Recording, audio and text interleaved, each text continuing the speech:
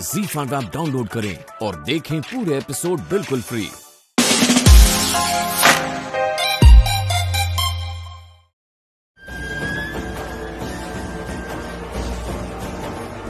बाबा, बाबा, ये क्या नौटंकी है? क्या हुआ?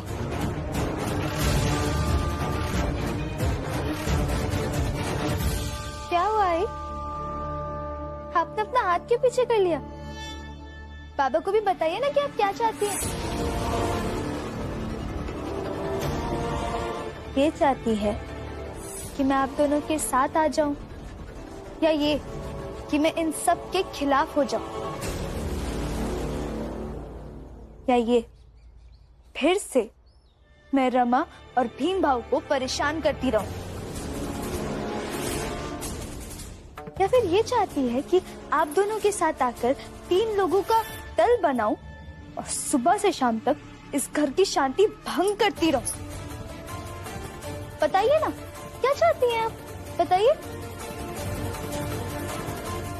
लक्ष्मी,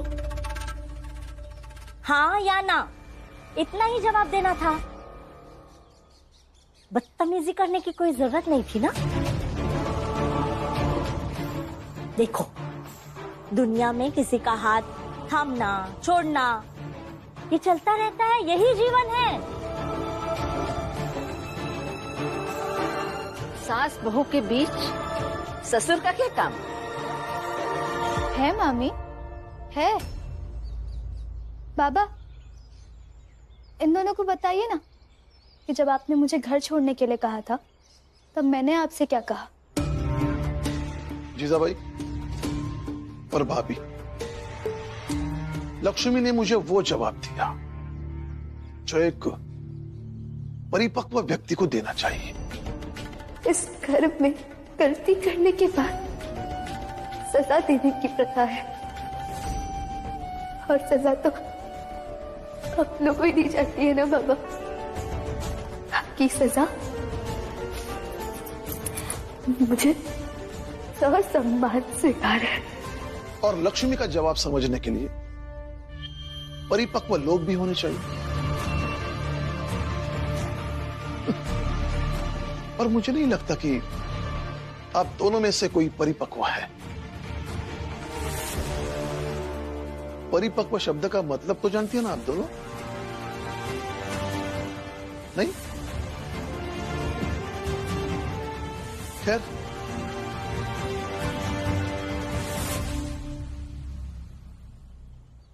क्या पूछ रही थी? अब खुद का घर बुराई का अखाड़ा बन चुका है। हमारा घर, हमारा परिवार तोड़ने आई थी ना, देख अब खुद का घर टूट रहा है। हमारे घर की परवरिश और हमारे घर के संस्कार देखे हैं। हमारे बच्चे भीम, बाला और आनंद कभी भी एक दूसरे की बीवी को लालची और कामचोर नहीं कहते हैं। और यहाँ देखिए, आपके बच्चे जायदाद के लिए एक दूसरे को मारने को तैयार हो गए हैं। क्या देख क्या रही है? कहा था ना मैंने, जब पाप का घड़ा भर जाएगा तो टूट जाएगा। आपके पाप का घड़ा भर चुका है, टूट गया, और देखिए बिखर भी गया। अरे हटिए, छोड़ दो। पागल हो गए हो क्या? लड़की रहो दोनों। लड़ाई तो तब तक होगी जब तक हम लोग अलग नहीं हो जाएंगे। अरे पागल हो गए हो तुम दोनों? हाय,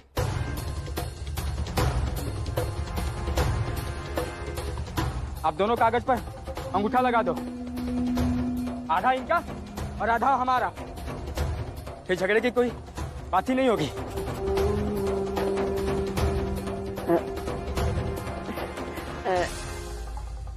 दोनों बेटे काबिल है तो लड़ेंगे ही ना। आखिर इनके फैसले से ही हो रहा है ना। इनके माँ बाप ने तो इनसे नहीं कहा कि घर से अलग हो जाओ। क्यों दामाद जी, सही कह रही हूँ ना?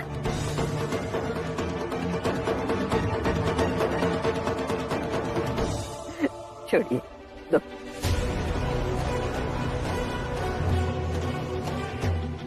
लगाती हूँ अंगूठा।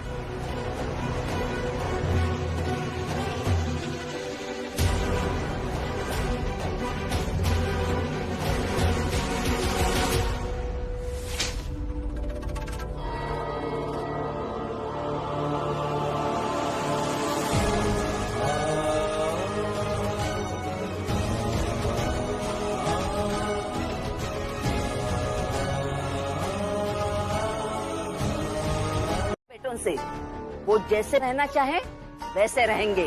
जायदाद उनकी है, जैसे बांटना चाहते हैं वैसे बांटने दो।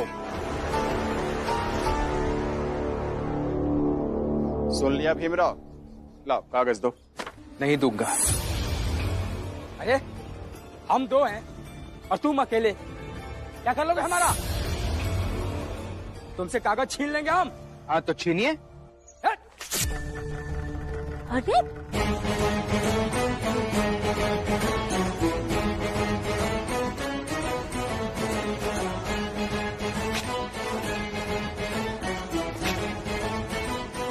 उठा दिया। क्या कर रहे हो?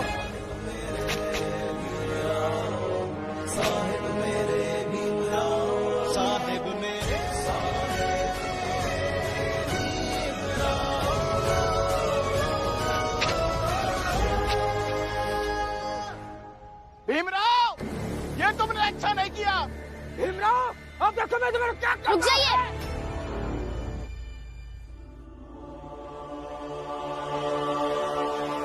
पीछे। भीमराव अंबेडकर मेरे पति है, ऐसे और कोई उन तक नहीं पहुंच सकता है।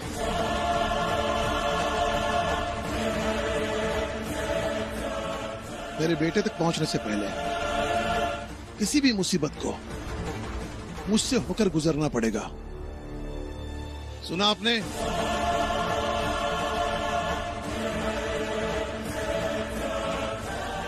और हाँ, अगली बार जब आओगे तब साथ में 3 कागज लेकर आना, जिसमें से एक कागज पर इनका हिस्सा लिखा हो। अरे अजीब जबरदस्ती है। जब मुझे ही हिस्सा नहीं चाहिए तो तुम क्यों पागल हो रहे हो? नहीं, भीम भैया पागल नहीं है। भीम भैया जो भी फैसला लेते हैं सोच समझ के लेते हैं, नहीं तो आज मैं कोई दूसरे देश में गुलामी कर रहा होता।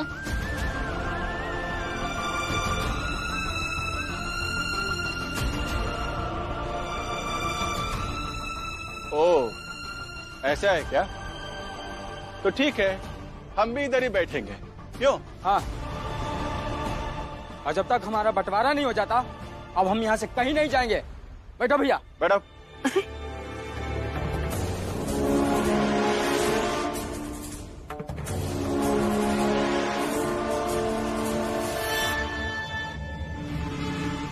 तुम्हें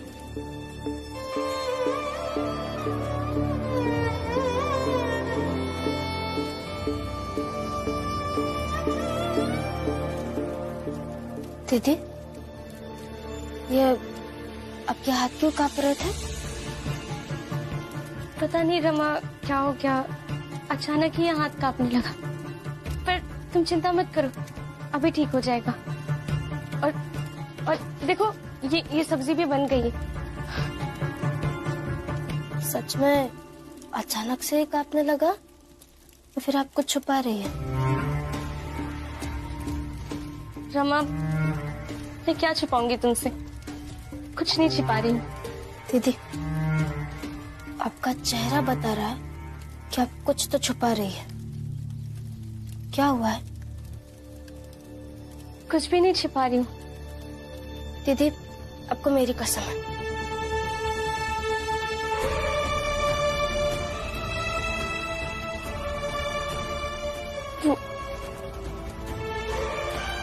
वो रमा, मैं जब भी खाने में नमक डालती थी, नमक कम या ज्यादा होने पर वो मुझ पर बहुत चिल्लाते थे। इसलिए जब भी सब्जी में नमक डालने जाती हूँ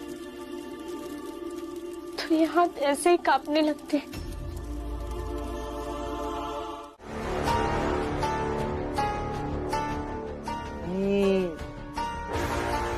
कहीं सड़क के बीचों बीच कोई नई क्रांति करने का विचार तो नहीं कर रहे हो? नरोत्तम जोशी जी, वैसे देखा जाए तो भीम आप पर उपकार ही कर रहा है, और उपकार करना किसी क्रांति से कम तो नहीं है ना? हा? क्या कहा इसने? जोशी जी ये कह रहे हैं कि इस भीमराव ने आप पर एहसान किया है।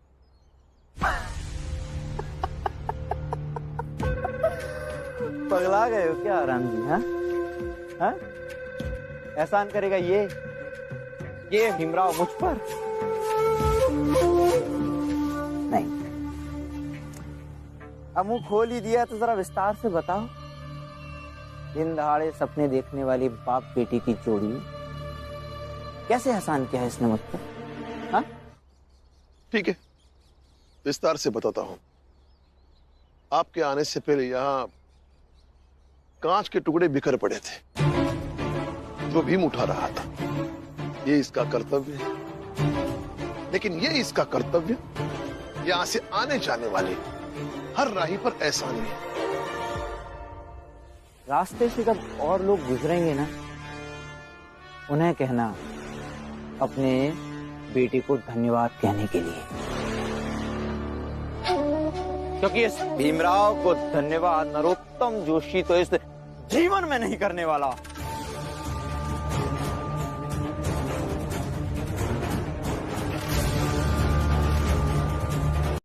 गुस्सा थूक दीजिए, जो हुआ सो हुआ, और मरने से कौन नहीं डरता है मालिक? मालिक, ये दोनों सगुना भाई के बेटे हैं। जायदाद के नाम पर एक घर है, उस घर का दोनों आपस में बंटवारा करने आए थे। आप बस ये कागज पे अंगूठा लगा दीजिए। ये कैसे कागज है? ये बंटवारे के कागजात हैं।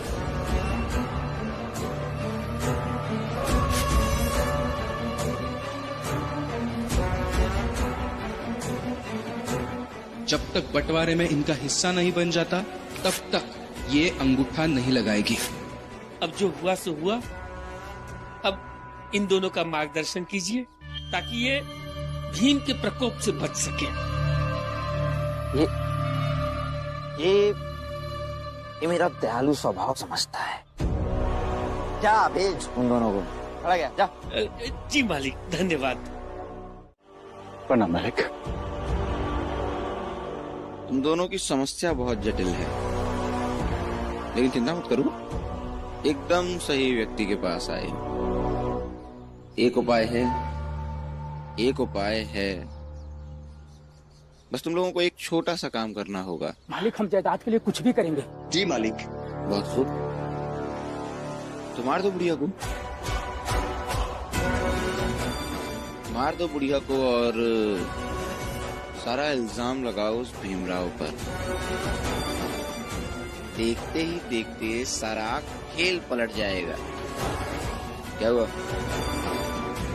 सांप सूंघ गया क्या? देखो, फैसला तुम लोगों को करना है। लेकिन मालिक, ये देखो, ध्यान से सुनो। या तो जायदाद से संतोष करो, या फिर 2-4 दिन में जाने वाली माँ से। फैसला तुम्हारा है, सोच लो। ले अब एमा हम लोग क्या कर सकते हैं? अब फैसला तो सुरेश और रमेश का ही करेंगे।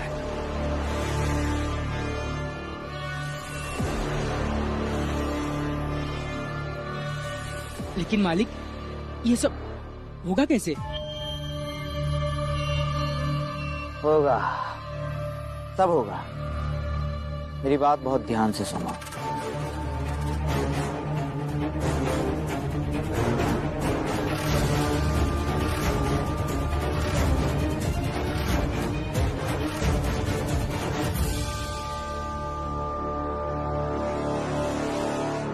अरे ये दोनों तो बहुत लालची और गंदे लोग हैं भाई। अपनी माँ को मारने के लिए तैयार हो गया। हितेश बम, तुम भी अजीब हो। माँ उसकी, जायदाद उनकी, वो चाहे मारे पीटे, हमें क्या करना है? हमें तो बस उस भीम को फंसाना है। मालिक जैसा आप बोला है, कहेंगे वैसा ही हम करेंगे। भीम भैया,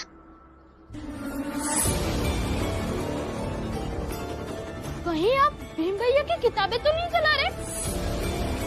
जाके मैं भीम भैया को सब कुछ बता। अरे कहाँ जा रहा है? इधर ही रुक। हाँ? रुक, देख अभी क्या होता है।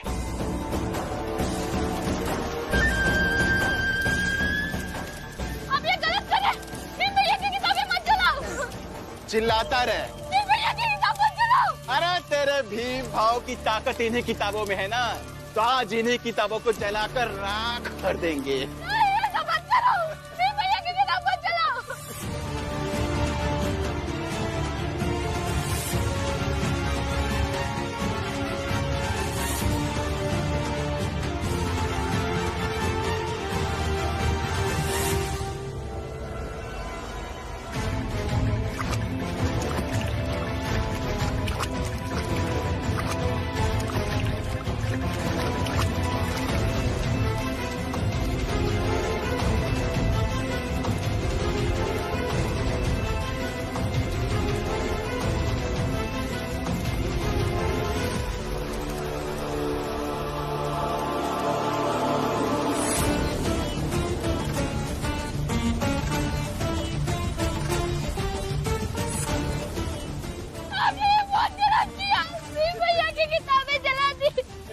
अब भीमराव को समझ में आएगा कि हमारे मसले से दूर रहने में ही भलाई है। भीमराव ने हमारे कागज फाड़े थे ना, हमने उसकी किताबें ही जला दी। भैया की किताबें। चल अभी रोता रहा खड़ा होके।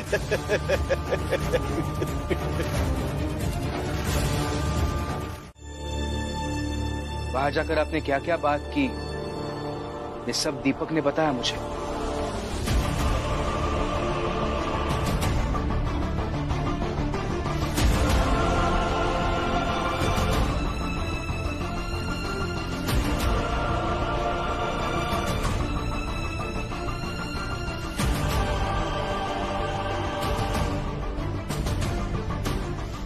भीम भैया, मैंने शगुना मामी के बेटों को नरोत्तम जोशी जी से बात करते हुए सुना।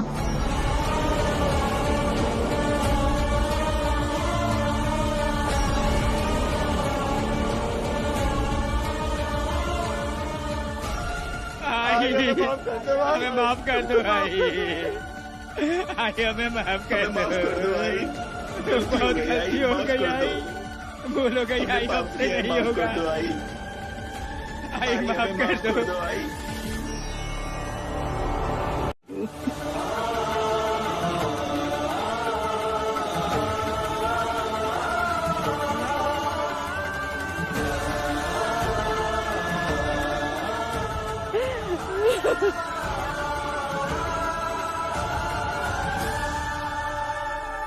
भीम, याद है तुम्हें? एक बार तुमने मुझसे पूछा था मैंने मेरे बच्चों को पढ़ाया क्यों नहीं। और आपके जो बेटे हैं गलत है, और आपने उन्हें बचपन से ही बहुत ही गलत बातें सिखाई समझाई है, और उन्हें विद्यालय में ना भेजने का आपका फैसला तो बहुत ज्यादा गलत है। पर अब लगता है काश मैंने इन्हें पढ़ाया होता तो भीम के थोड़े से गुण तो इनमें आ जाते।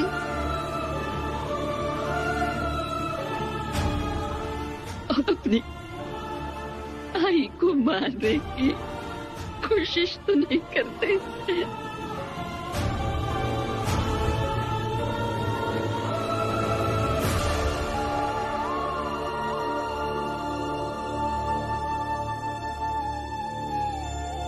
क्या हुआ भाभी? शीजा भाई,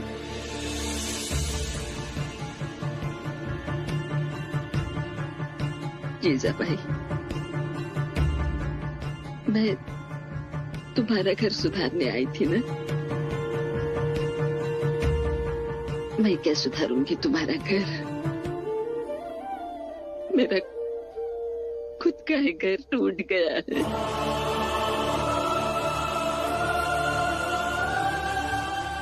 बिखर गया है मेरा परिवार, सब कुछ उजड़ गया है। अपना ख्याल रखना।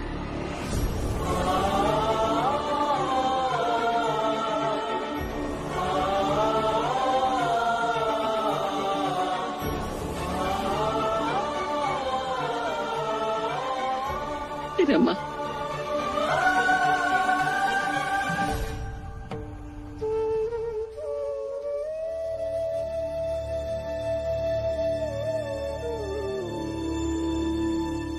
तुम्हें याद है मैं जब यहाँ आई थी तब तुम्हारा हाथ मरोड़ा था।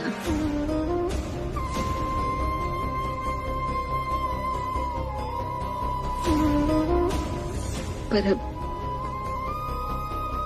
इसी हाथ में। भाई बस करो। नहीं, अब पूरी बात सुना कर ही रहूंगी मैं।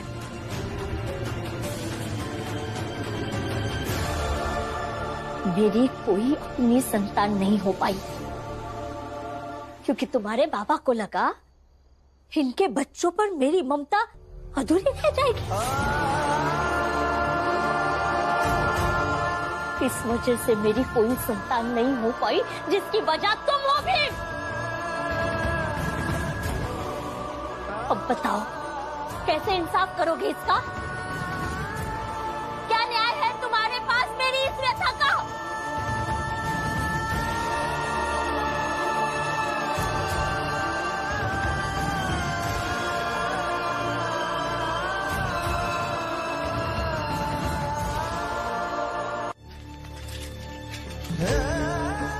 मेरी कोई अपनी संतान नहीं हो पाई क्योंकि तुम्हारे बाबा को लगा इनके बच्चों पर मेरी ममता अधूरी रह जाएगी। इस वजह से मेरी कोई संतान नहीं हो पाई जिसकी वजह तुम हो भी।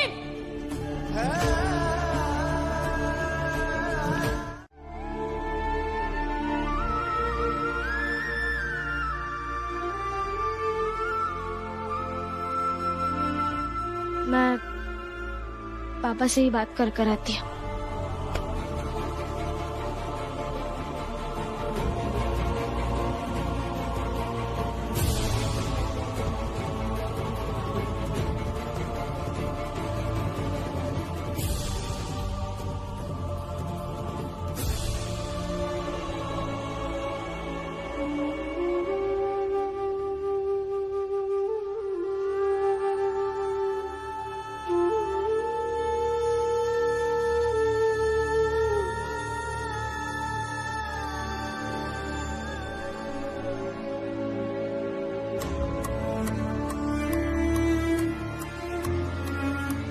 हुआ, अब पता नहीं क्या होगा।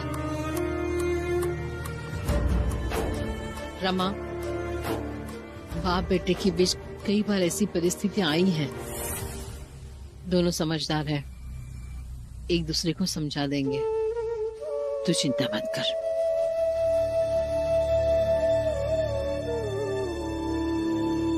आपने गलत किया बाबा। एक औरत से उसके मां बनने का हक छीन लिया आपने।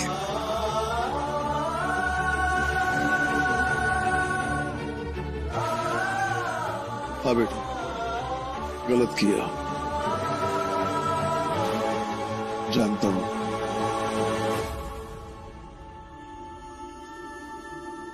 और उस दिन भी जानता था,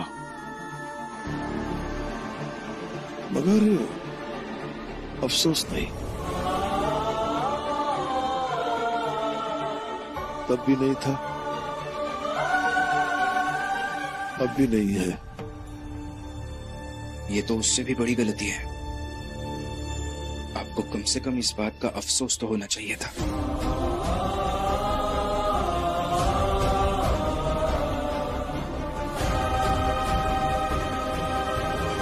आपके लिए चाय बनाती हूँ।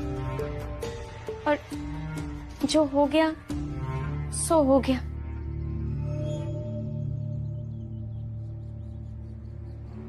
कितने दिन हुए तुम्हें यहाँ आकर?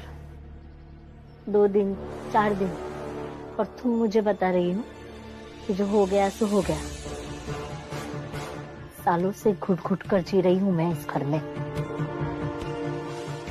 ये इस घर के सारे लोग मुजरिम हैं मेरे। तुम नहीं बनना चाहती हो तो चुप रहो और जाओ यहाँ से। नहीं जीजाबाई,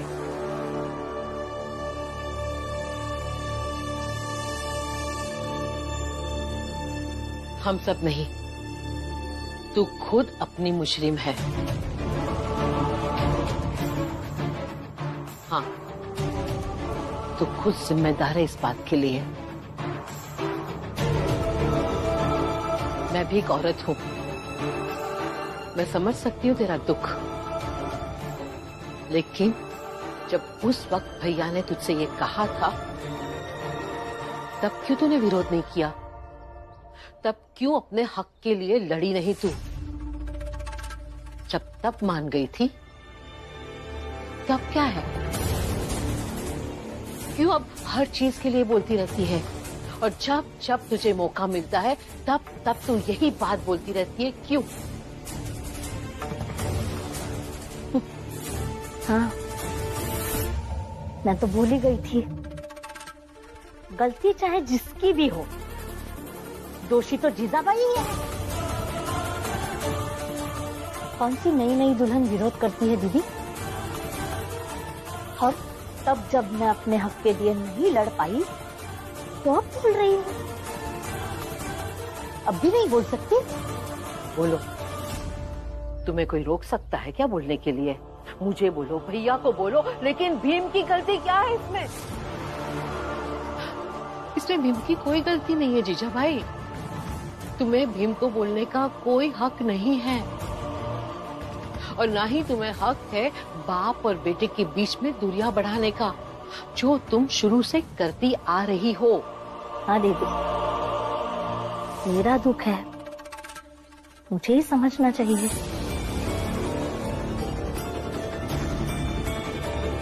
मैं जैसी हूँ वैसी हूँ। जैसे चाहकर भी इस घर के लोगों को और इस घर को बदल नहीं पाई ना मैं। बस जो जैसा है वैसे स्वीकार करते चली गई। इसलिए आपको भी मैं जैसी हूँ वैसे ही स्वीकार करना होगा। लो, भीमराव ने फिर से खेला खेल दिया। हा?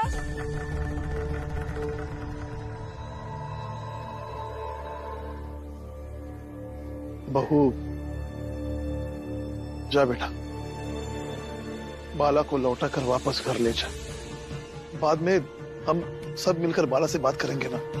हाँ बेटा, जा, बाला को मनाकर लेकर जा।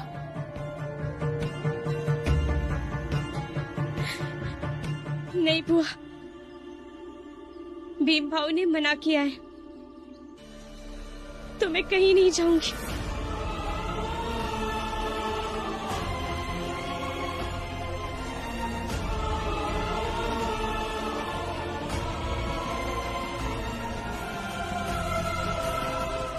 पता है, इसे नहीं, आपको रोना चाहिए। आपका लाडला भीम है ना, इसकी आंखों में आंसू छोड़ गया है, रोता हुआ छोड़ गया अपने फैसले से, लेकिन आप मूर्ति बनकर खड़े रहिए।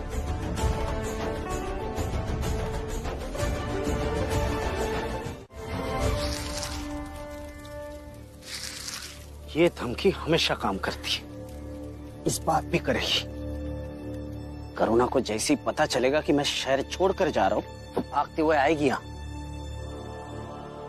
लेकिन इस बार आपकी धमकी काम नहीं करेगी भैया।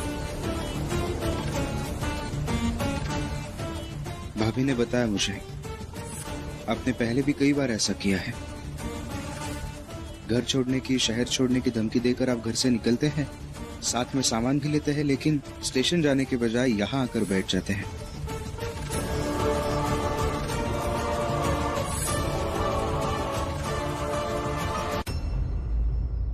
फिर तो तुम्हारी भाभी ने तुम्हें ये भी बताया होगा कि जब तक वो खुद यहाँ आकर मुझसे माफी मांग कर मुझे यहाँ से लेकर नहीं जाती, तब तक मैं यहाँ से नहीं जाता। हाँ बताया, मगर इस बार वो माफी मांगने नहीं आएगी। ठीक है, फिर इस बार मैं सच में चला जाता हूं।